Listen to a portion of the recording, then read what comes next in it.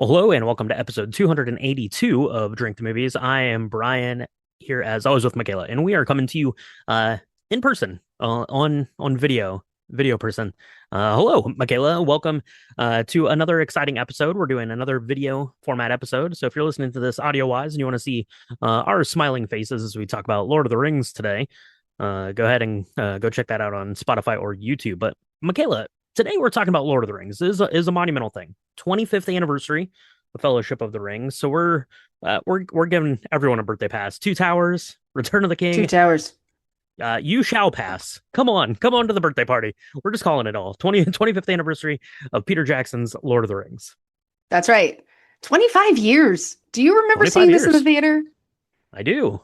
Yeah. I I remember I mean, was younger. I remember I had a spring in my step. No, I do remember seeing this in movie theaters, and we've talked about it on the podcast a bunch of times. Like I am not like a huge going to the movie person. Like I've been to see more movies with you probably this year than I had probably in the first like I don't know like 38 years of my life probably. So but yeah, Lord of the Rings was one of the ones that I was excited about. Uh Going to the movies to see. It was this giant epic for our age, and we had some epic things, right? Like we had the Star Wars, Phantom Menace had come out I think mm, before this. hmm Attack of the Clones was still on the horizon when this one came out, but we had some movies that were big, but nothing like this. This was like our Lawrence of Arabia, I guess. Yeah. Yeah. No, this was, and it came out at Christmas. And I remember that everybody remembers reading the book, or I guess all the adults in the room remembered reading the book. I was in my early 20s when this came out, and you were too, because we basically are the same age. But I remember taking a sprawl of kids to go see this because their parents Oh, were like, "We love Lord of the Rings. It was one of our favorite books in our childhood, and it was so adventurous, and this is going to be so great." And within the first 7.5 seconds, the 4-year-old that was with me was literally crawling under the seat trying to get away from Sauron and the orcs and the people with teeth, the Urukai, and mm, somehow that the parent there was they took him home after like 3 minutes of seeing this film of starting it. But I do that's fair. remember it That's fair. being one of those movies that really made me think about how amazing books coming to life could be in film. And Mm. we're going to talk about all those things. But first, I think we need a drink, and we need a drink that is as epic as this 9.5 or 11.5 hour saga, depending on which versions you watch.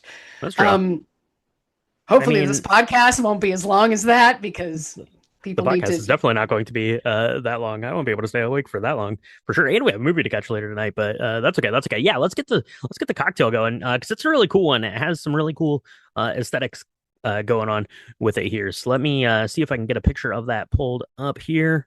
Is that it? Nope, it is this one right there. There we go. So we have the Fellowship coming everyone's way. Michaela crafted this cocktail, and if you're watching the video, you can see it there. It has a beautiful shiny gold ring to it. It's got a little sprig of some rosemary that's been torched to give off a little bit of smoke essence there to that. But this cocktail is delicious and is kind of like this bourbon smash kind of a thing. So let's go ahead and make it, and then we can talk about it a little bit. So into a shaker tin, you're going to take like four to five or blackberries.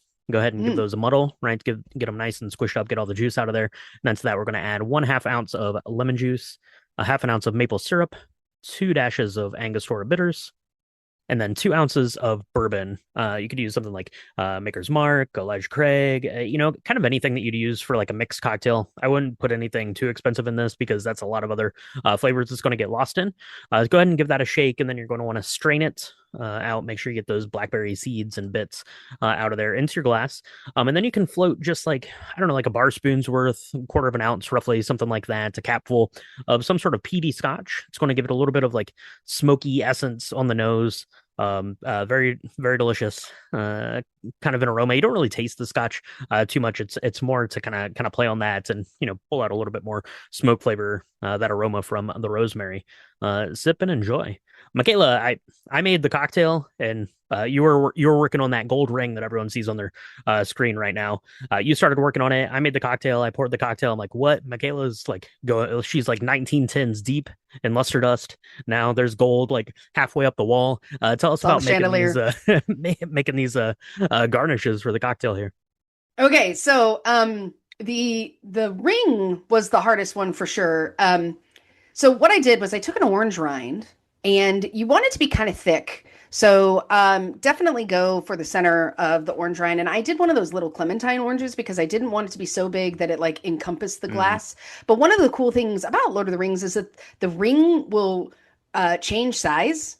Right? So if it yeah, doesn't want to be on your finger, it will fall off. If it wants to stay on your ring finger or on any finger, it just moves like in size, and it shows that like in a really cool way in the film. So this one I wanted to be just big enough to be like an accent in the cup. So I used like a little clementine orange, and I'm going to say more than a pinch of luster dust. Normally, when we talk about luster dust here at Drink the Movies, we want like a pinch because if you put too much in a drink, it's going yeah. to make it Usually look less is really more. muddled. Less is more Yeah, is the less normal is normal more. instance. Yeah, yeah. Not this case. Not in this case. Not in this case at all. First, I tried to spray it on with my spray, which really didn't work because they also, Hmm, the people who hmm. made the spray luster dust know that less is more. So, like, nothing was happening. So then I brought out the big guns, and I basically had it take a bath in the luster dust. And I'm like, pressing it on like this isn't a 2 second garnish. This took a little bit of time, but I'm really proud of it because look at it, it looks so pretty. And then of So yeah, it course looks great. we had the idea, we really wanted to do something that was going to be kind of a mix between like elves and man, because that's this a big part of the story is like that relationship in general Hmm. in Middle Earth. And so elves usually are like a green leaf. You had some wonderful, beautiful rosemary. I tried my best to set it on fire. Thing about rosemary is if you're going to do that, you need to set it out for a little bit so it's a little bit dry. You don't really want it to like catch fire, but you want to be able to smoke it. And that can take a little bit of time. So you want to kind of lay it somewhere and either torch it or use like a flame. And Yeah. just enough. You don't want to set it on fire, like I said, just enough to have the aromatics, and then you go ahead and garnish it and put it together like that. This looked beautiful. This was one take we had. We also did it with like a really pretty rounded kind of rocks glass that it looked beautiful in too. This was a cocktail that I just think because of the garnishes, like there's no way where it's not going to look really, really awesome. So if you Hmm. are going to do a Lord of the Rings party, make up the gold rings ahead of time because it's a hit. I have to say, and it didn't add anything other than like an orange zesty kind of smell, and it mixed really beautifully with the rosemary in the drink itself. So it's not going to make it taste weird. The luster dust really isn't a thing. Like it doesn't add a flavor. Um, Um, mhm. Yeah, for sure.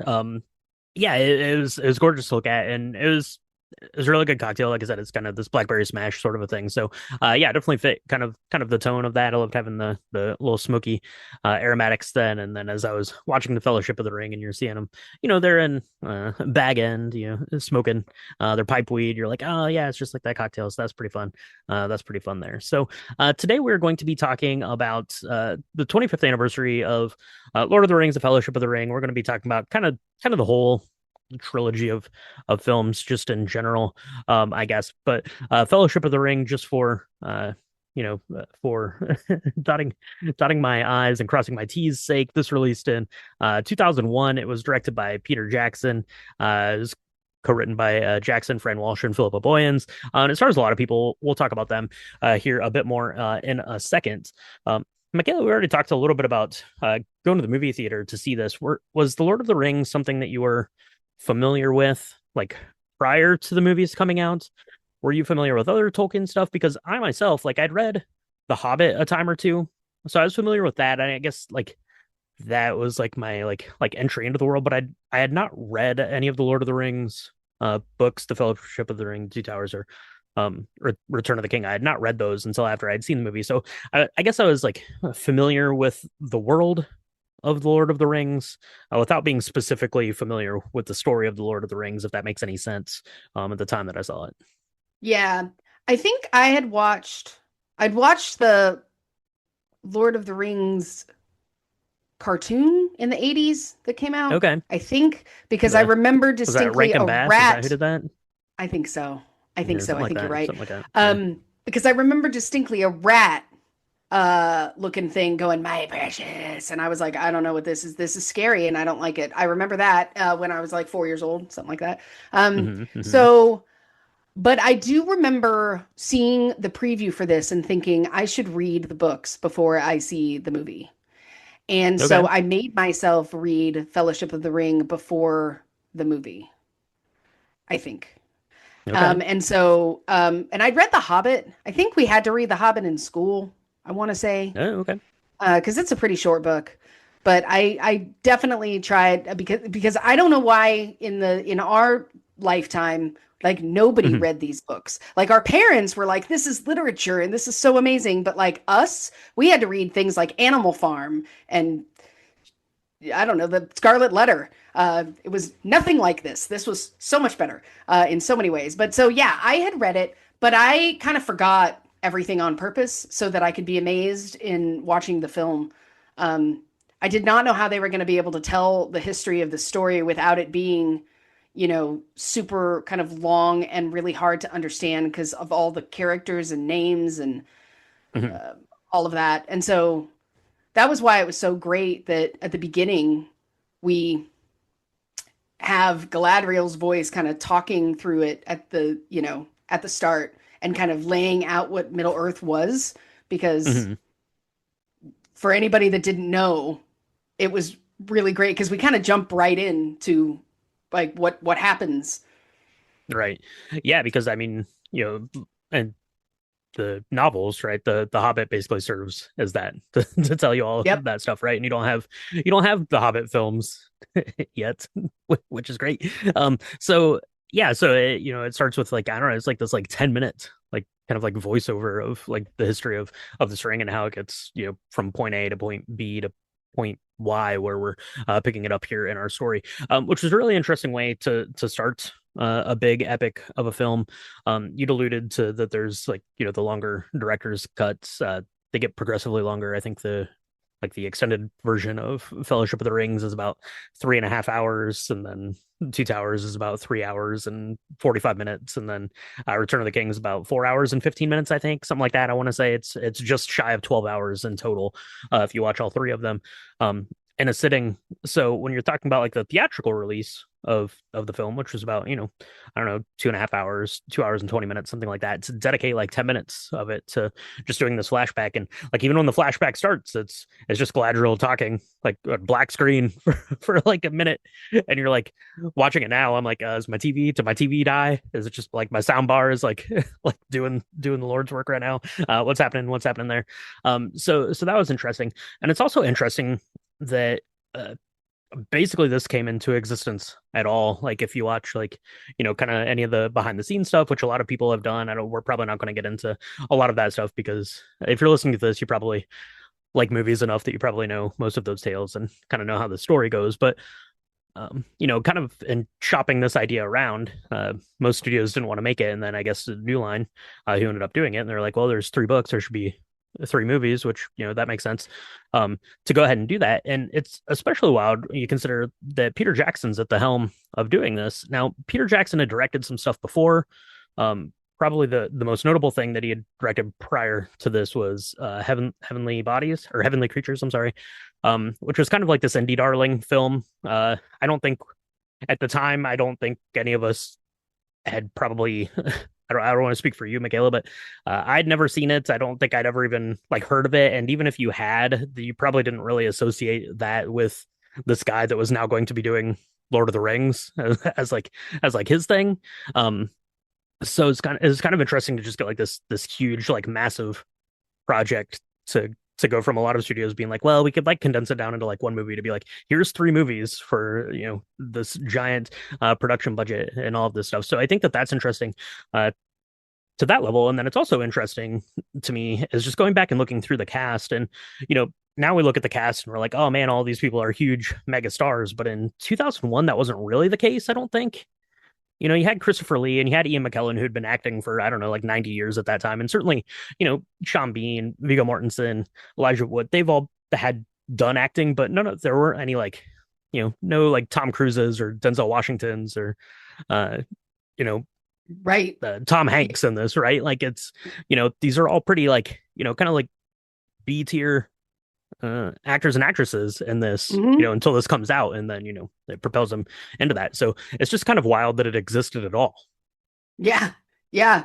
It's interesting because I was looking at his at Peter Jackson's like previous stuff, and As yeah, filmography, you're yeah. absolutely right. Yes, yes, thank you. His filmography, and I am kind of amazed because I remember seeing previews of this and thinking this is going to be absolutely epic. Like there was no question in my mind. Now I'm filled with like existential dread if I see something that looks epic. Like we saw previews for the Odyssey, and I was like, this is either going to be amazing or I'm going to hate it. Like there Hmm. is no because that the stakes are so high, and the stakes are so high because of movies like the Lord of the Rings trilogy, because Right. all three of them are pretty amazing, right? And the first one, I mean, it will remain my favorite just because of the shock and awe that I experienced watching it for the first time. But you're right, like you had Sean Astin, who was Rudy basically. That's, and then if you were like really a fan, then you knew I he would was say from the Goonies. other than Ian McKellen, he was probably like the most well known of these people, probably. Yeah, yeah. I mean, I knew who Elijah Wood was, but I remember watching the preview being like, who is that guy? And it was Hmm. Aragorn, played by Viggo Mortensen, right? And I was like, I have no idea who that actor is. Never saw him, never heard of him. When they open the doors, right? And he's all like dark and mysterious and he comes in, and like that opening is so great. Like I don't know how they casted this, but again, it really kind of goes to show you why that is such an important role. And I'm so glad that now it's gotten the accolades and there's a spot to give an Oscar nod to that craft, because this would have been a terribly different movie if any of these characters had not been the actors that they portrayed. I mean, could you imagine Gimli being not Gimli, or even Hmm. um, Orlando Bloom, who was like the prettiest? Everybody was in love with Legolas. Remember that? Yeah. Everybody, like all the men wanted to like dye their hair and grow it and Yeah. braid it. And Aragorn and Legolas really like raising the bar for us. Thanks a lot, guys. What are you doing yeah, out there? yeah. That's okay, because every man wanted Arwen or Eowyn. Like that was like Oh yeah. you either had to Can be like confirm. a total True. badass woman who's like, I am no man, or you had to be like freaking untouchable. You could never die, and you were perfect. You had the most perfect skin, and you could call the water. I mean, it was one of the others. So Right. when you Yeah. talk about the bar being really high, I'm The still bar working on the water. I'm still the working bar on the was water. raised. It was a good time to be alive if you were like a nerd through like the early 90s, because you had Star Wars was back in theater, you had this, you had The Matrix. I think like the first like Spider-Man films were coming out. So if you were a nerd, like the earth had rotated on its axis and we were like on top. So let's talk about the cast here a little bit. We kind of had mentioned them. So we have uh our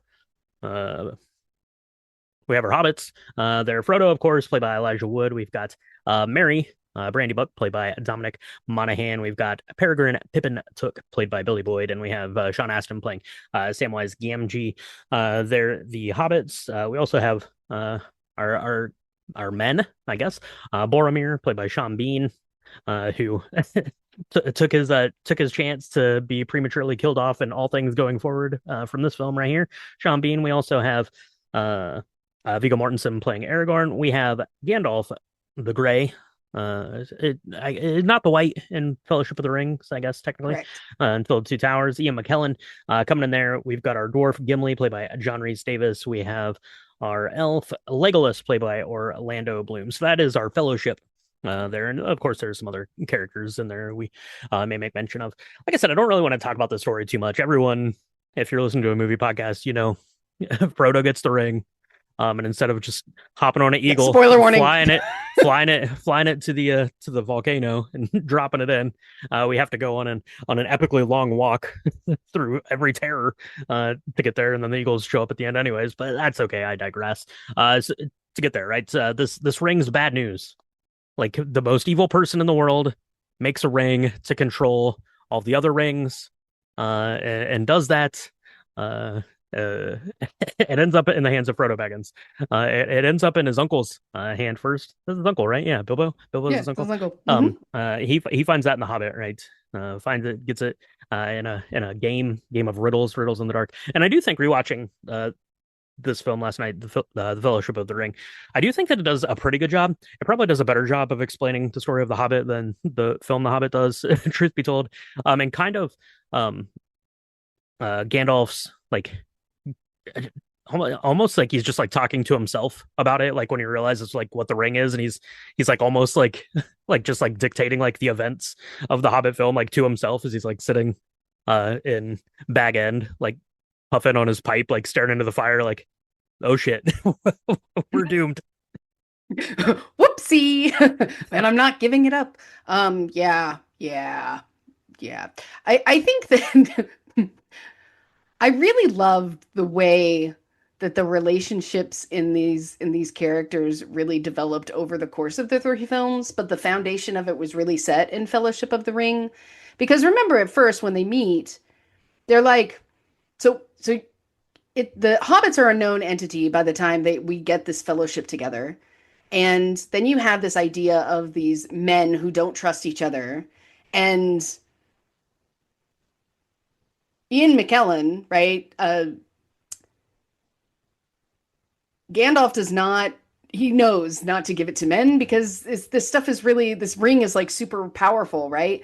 And I thought it was an interesting um, kind of take where you have these elves, you have men, you have uh, hobbits, you have a Gandalf. I don't know what to call him.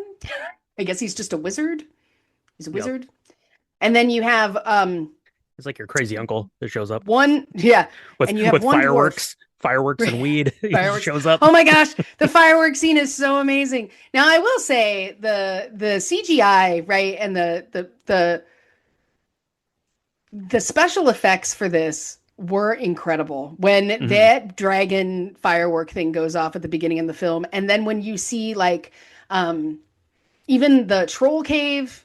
And again, I don't want to, we can't talk about all the things that happen, but like in the troll cave where they're having to fight all the trolls and the big cave troll thing, and Hmm. the amount of work that had to be done on that, just on the troll itself. Like it took them, I don't know, 3 months of, like, I don't know, visual effect engineering to get certain aspects of it right. Like Hmm. if you watch the, the commentary and all the bonus features, and I did that once because I was a nerd.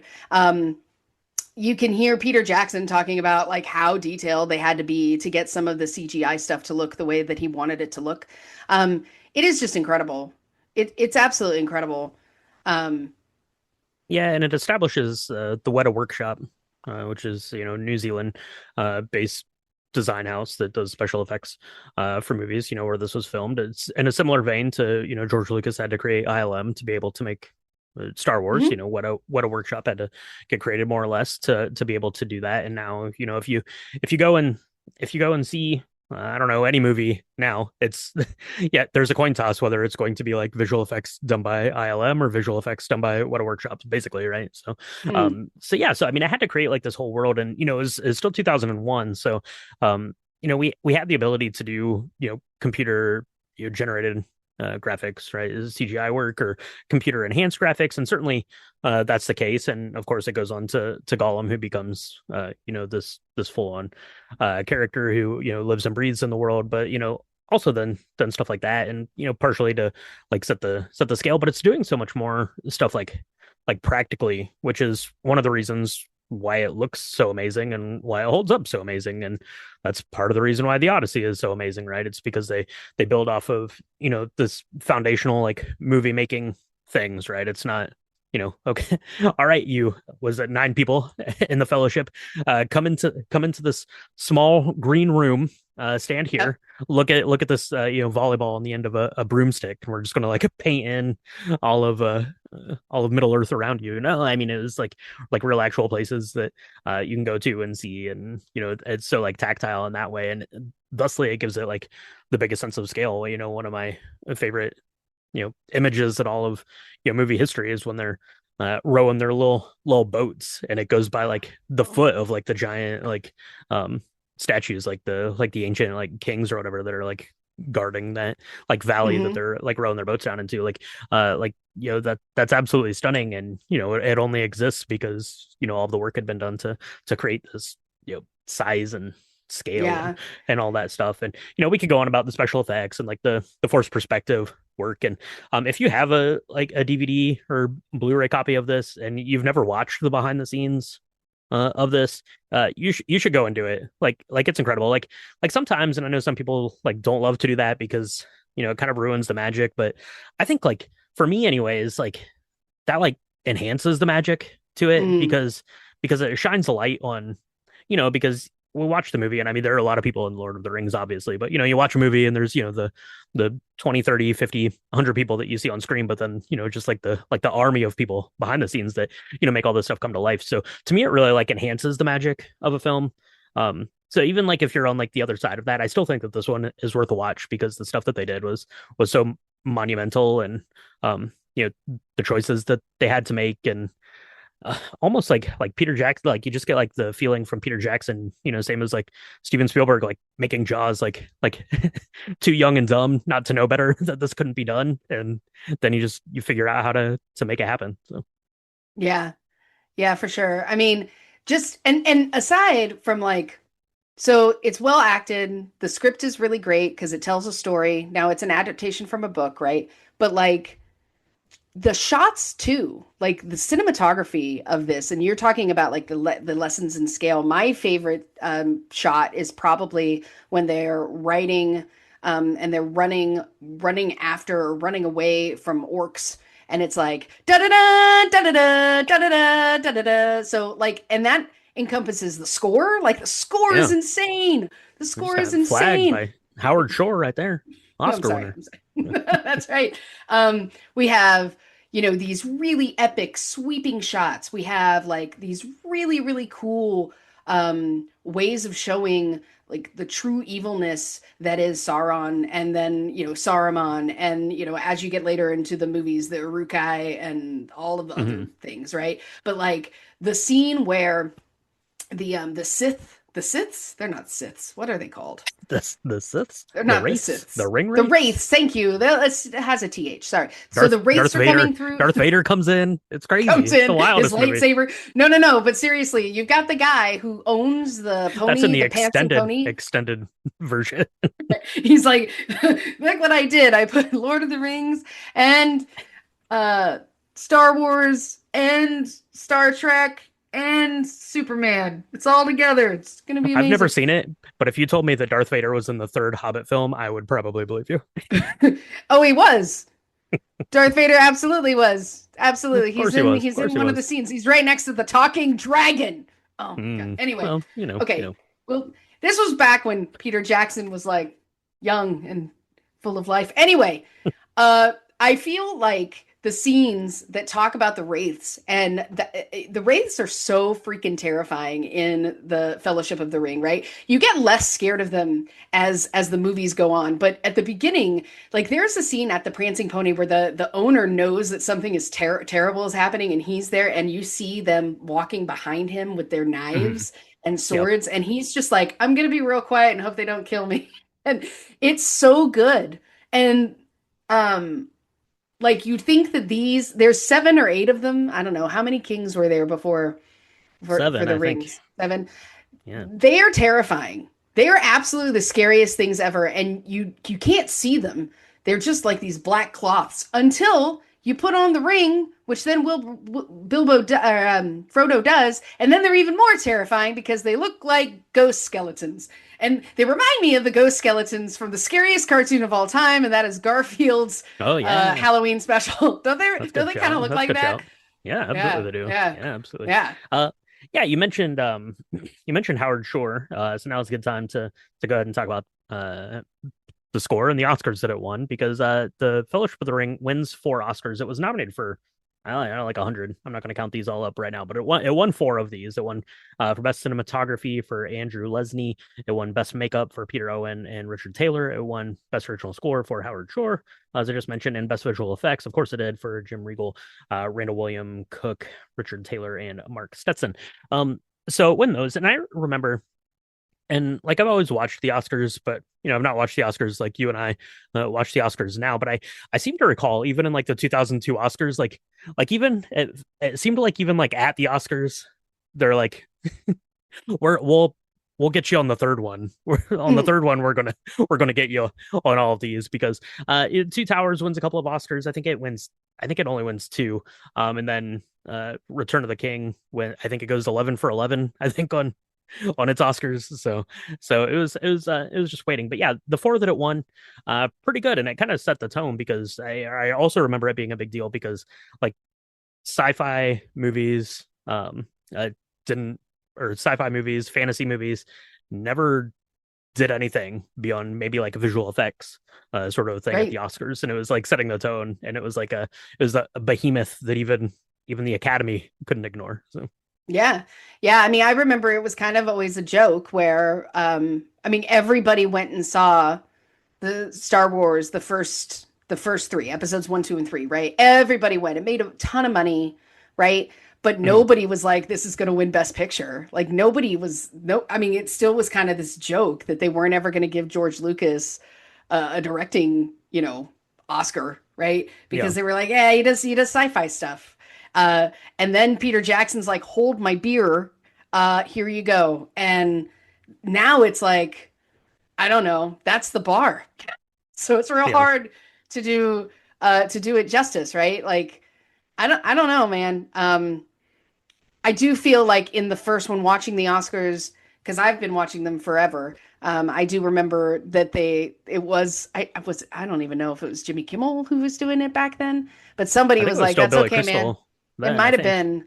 It might have been, but someone said, "Yeah, we'll get you when you come out with the third one," because they filmed all of these at the same time too. And I think that was Yeah, also really genius yeah. I want because to I want to say if I remember from like the making of documentary that basically they wrapped like the first one and then they took like 3 weeks off and then started filming like the next one. So it's basically like enough time to like go home and see your like significant other and be like, okay, back to work for the next 6 months to New Zealand or whatever the case was. And then that was interesting and neat too because like well, because this had been planned as a trilogy of films. And so like to that end, I've never like considered like the Two Towers like to be like a sequel to this. I just view it all as like one film because it was never intended to be like a sequel thing. It was just one story that was kind of filmed all together to that end. But then it has like this great continuity, like all of the cast stays the same. It's not like you don't run into something like Harry Potter The or something like Matrix. that where it's so long and you're having to like change out like cast pieces because Yeah. contracts aren't negotiated or someone passes away unfortunately or whatever the case is that might do that. So you have like this great like cast continuity. um they're all the same age, which is maybe one of a very very minor gripe that I have with the movie, which we can talk about a little bit more here, and just a little bit. But yeah, so you had that, and then I mean, you'd watch it, and then you knew like exactly like when the next one was coming out, right? And like you're like, okay, I can circle it on my calendar, and I'll be ready for the next one now when it comes out. Yeah. I mean, this was back before. I mean, gosh, thinking about this, Brian, this was before they decided to take, The Hobbit and turn it into three films. This was before they decided to take Breaking Dawn and turn it into three films. This was before they decided to take the seventh Harry Potter book and make it into two films, right? Hmm. I mean, this was before all of that. And Yeah, these were three books, right? So while it's one continuous story, I think that that's one of the reasons why this did so well is that they made the choice that they were going to do it all and they were going to do it all with the same company, of actors and special effects people, and so you have the continuity not just in actors but also just in the style, the look, the feel, the score. Like everybody did this, everybody did it. So Hmm. it does make sense that it won the third one, the Return of the King, won as many Oscars as it did, because it was the same people who were doing it the first time. And it's hard because you couldn't. I think there would have been like some sort of coup or something if they had given all of them to everyone 3 years in a row. Um, Yeah. but this could arguably be one of the most perfect trilogies of all time. Um, Yeah. I Yeah. mean, Well, again, I don't necessarily view it as a trilogy. Like I said, I kind of view right, it right. as a one like But kind of that's why. standalone thing, and that's why and obviously it has the source material of the trilogy of books that came out that it's based on, so it's different to that end too. Wanted to clarify there are only two parts of Breaking Dawn, Michaela, not three, just two. Oh, sorry. So don't Oh, get did ahead I of say yourself there. three? I'm so Um, sorry. It felt now like three I watching it. I'll tell you that. it felt like two. Come on now. Yeah, and so those movies are less than 2 hours long each. I think Harry Potter is, I think, or maybe like just over 2 hours. But you have 4 hour Return of the King story. Although that was like I remember like back when Fellowship of the Ring came out, like anyone who like either A wasn't into like the dragons and swords of all of it would be like, well, the movie just kind of like ends like nothing happens, right? Like at the end of the movie, they just get in their boat and leave. Like that's how it ends. And I mean, yeah, if you look at it as like a one like sort of like standalone movie, then yeah, that's true. You'd be like, there's not a lot of conflict resolution in this one. That's for sure. Yeah. Yeah. Yeah. If you weren't in the know, then I guess kind of like me with Infinity War. It's like, Mm, what? hmm, hmm. What do you mean? What do you mean? Yeah. But I do think, I don't know, I really do think that the this film really changed my perception of like set design Hmm. because of how it was filmed on so many different locations. Yep. And we don't see that. I mean, you've alluded to that before. The costuming is absolutely incredible. I was lucky enough to see a Lord of the Rings kind of exhibit come through a museum at some point in the last 25 years, and it was a bunch of costumes, and it was the jewelry making. It was the Okay. Hmm. like all the belts and the swords as well as just the clothing. And I mean, there were so many real people wearing real things, and all of them were different. Hmm. I mean, it is so incredible. It kind of reminds me, you were talking about like Lawrence of Arabia. It reminds me of back in the day in like Cleopatra where you literally had 50,000 extras. Like Hmm. I didn't think they had that many here, but because of their attention to detail and the realness of the tactile, the things that they were working with, it really adds just a different quality of timelessness, which is why I think so many people still love this, and why perhaps um, you know the Hobbit films get kind of laughed at in comparison, because I feel like there was so much care taken in this one, and it's a shame because I imagine that just almost as many people worked on the Hobbit trilogy or whatever. Yeah. Um, but for whatever reason, this just continues to live on in the memory. I mean, we have the Rings of Power series that would Hmm. never have happened without this. And now there's fans that are willing to throw down and fight about what the ring actually looked like and what Galadriel is like, and Hmm.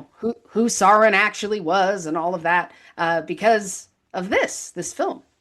Yeah. Yeah, I mean, is very monumental in all of those ways. And you talked about like the scale and all the extras. I remember, I think it's in Return of the King, and basically it was like every person in New Zealand that owned a horse was like invited to like come and like be part of like the battle scene, like basically more or less to do that, and just like the size and scale and scope of it. And then yeah, I mean, it does go on to spawn that, and to some to be good or bad then. And I think similar to like George Lucas was then. Like his legacy obviously was Star Wars, and he was the Star Wars guy. And even though he had as much input into like Indiana Jones as Steven Spielberg did, arguably like he's Mm. still just the Star Wars guy. Did other films, Star Wars guy, and the same as like Peter Jackson now. Like Peter Jackson's done some other stuff. He did like that, the King Kong, like the version of King Kong, Mm. which isn't great, truth be told. I don't, and it's fine, but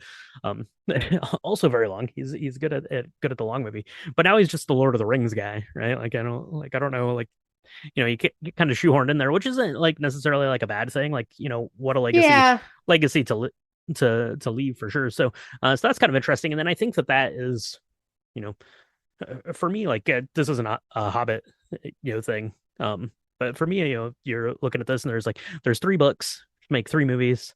You're like, okay, well, here's the Hobbit. It's one book. Let's make three movies. Also, that book is shorter, like almost by half of those other books.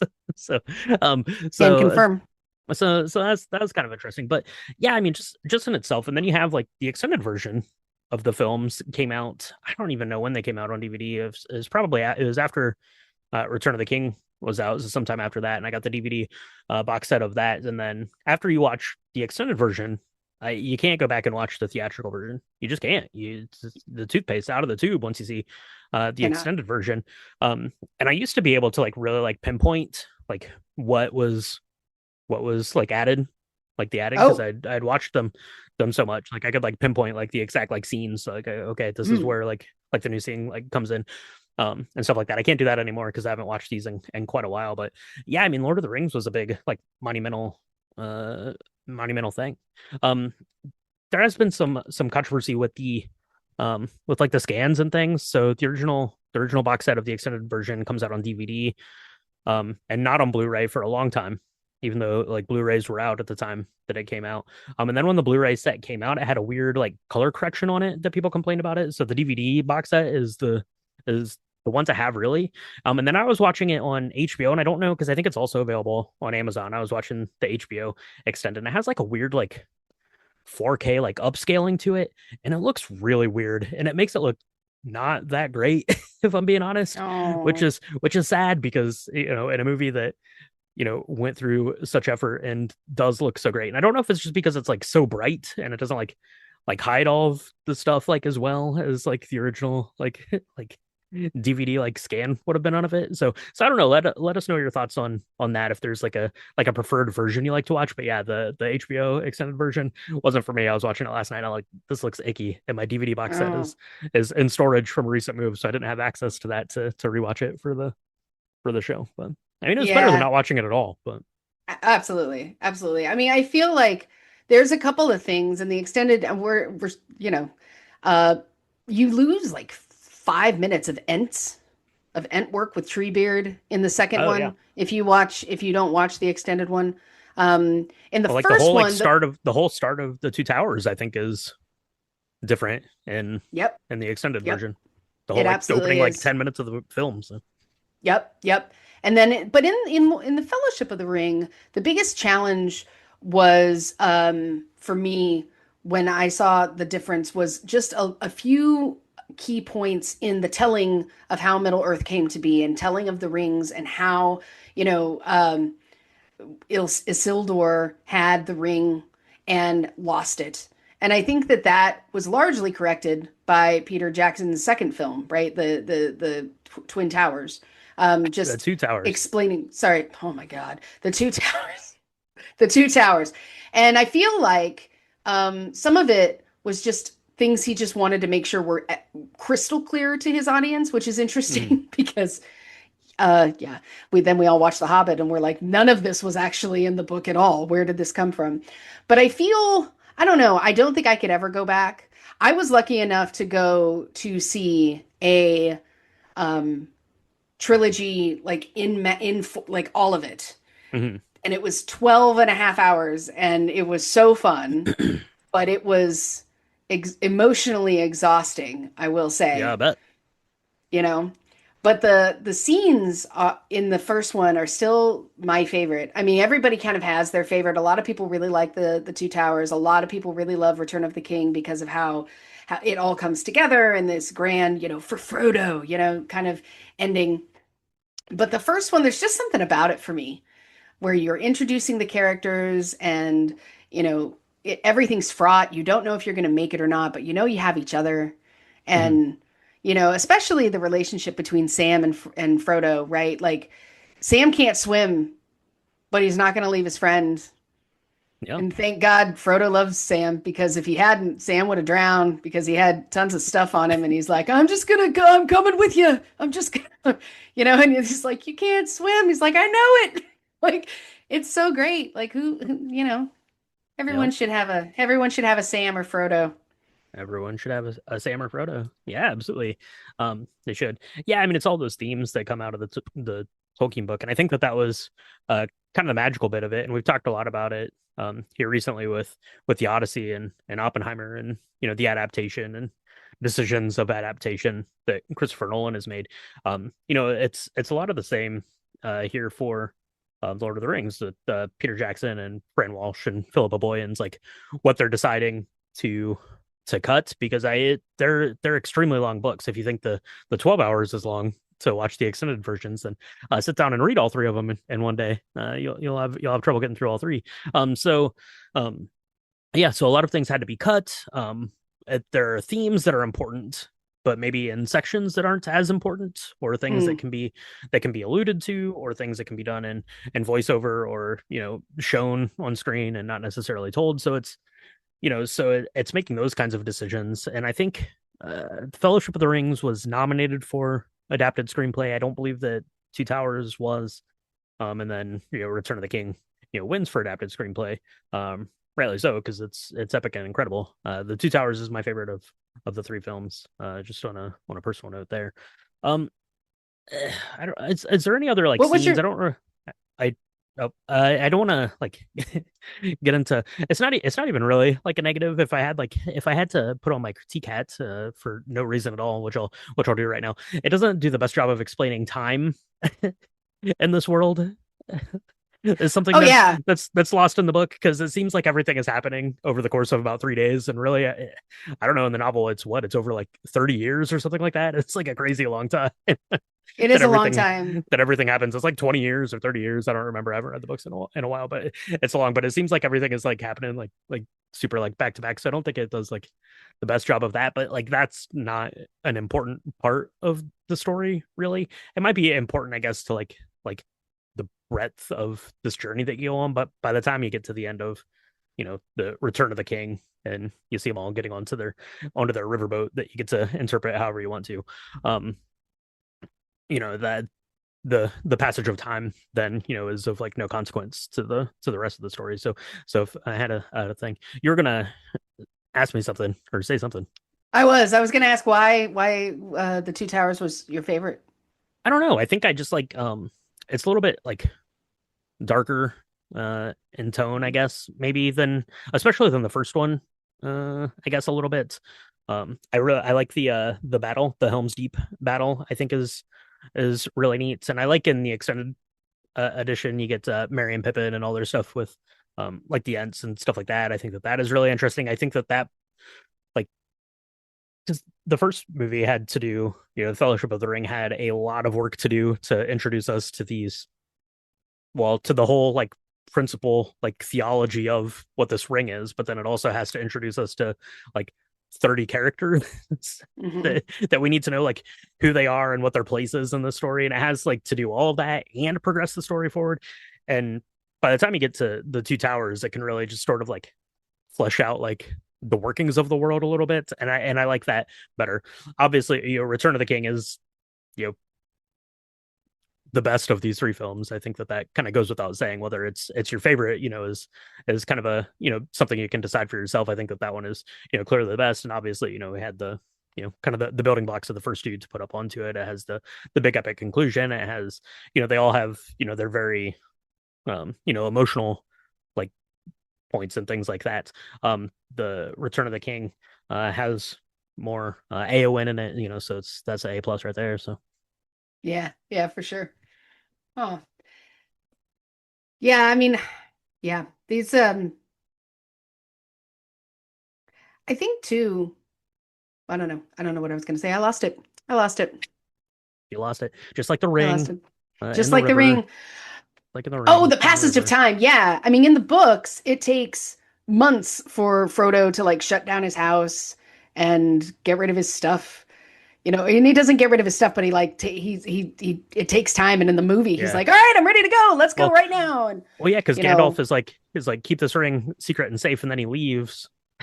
And in the book, I think he's gone for like I don't know, like 3 or 5 years or something like that, and then he comes back. long time, And long time. in the movie, it seems like he's just like he like leaves and he's like back like next weekend. He's like, all right, time to go. This ring looks Time to bad. leave. This is the bad ring. This is the bad one. This is the one. How did we know? I mean, there are a couple of things. Like, how did he know? Like, Isildur like ends up killed. No one can find it.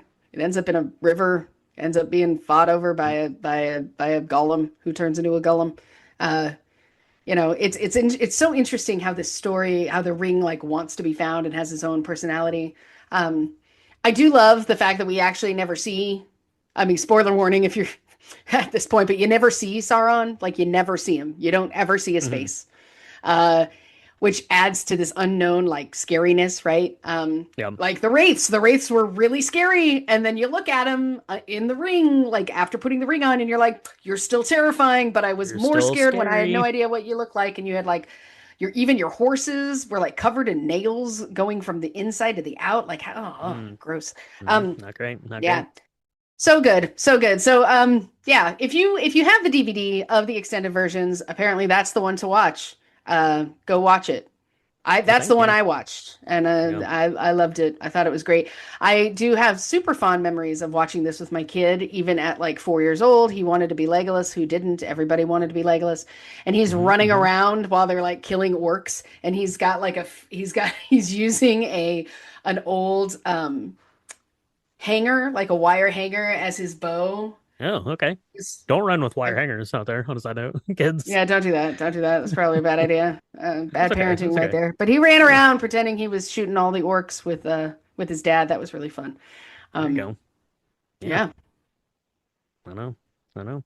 Yeah, that's the Lord of the Rings. Michaela, at the end of the end of the story. Let's skip straight ahead. It's a birthday party. So you've got Frodo goes with Gandalf, and they go with the elves to get onto the boat to leave to go over to the New World. Are they hmm just leaving? Or did they There's did a did they die? Are they going to heaven? Are they? no. They're going to visit the elves because according to Middle Earth, the elves get to go to this better place. I don't know. Where they get tired of this world, they're like, I'm done, and they go and ride the river, and they go over there. I will say this: when I die, I want it on record that I want the song that Annie Lennox sings "Into the Mm, West." I want that played at some point. into the Uh, West. yeah, because it's so good. I can't listen to it without crying. There you And go. she performed it at the Oscars, and I remember like bawling my eyes out because we did that, and then like 2 minutes later we did the In Memoriam, and I was like, oh my Oh, God, whoever's directing the Oscars wants to kill me. Like it was it was so emotional, you there you know. go. There you I don't go. know. Where do you think they went? No, I think that is meant to symbolize that they're moving on from this plane of existence to whatever Hmm. the version of Middle Earth heaven would be. Everyone who Yeah. touched the ring ends up dead. So Yeah. Yeah. Well, that's price to true. pay.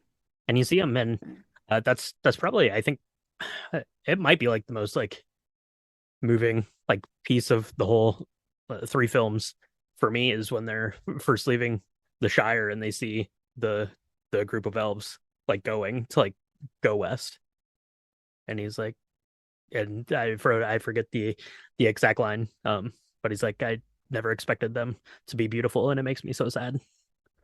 Um, Yeah.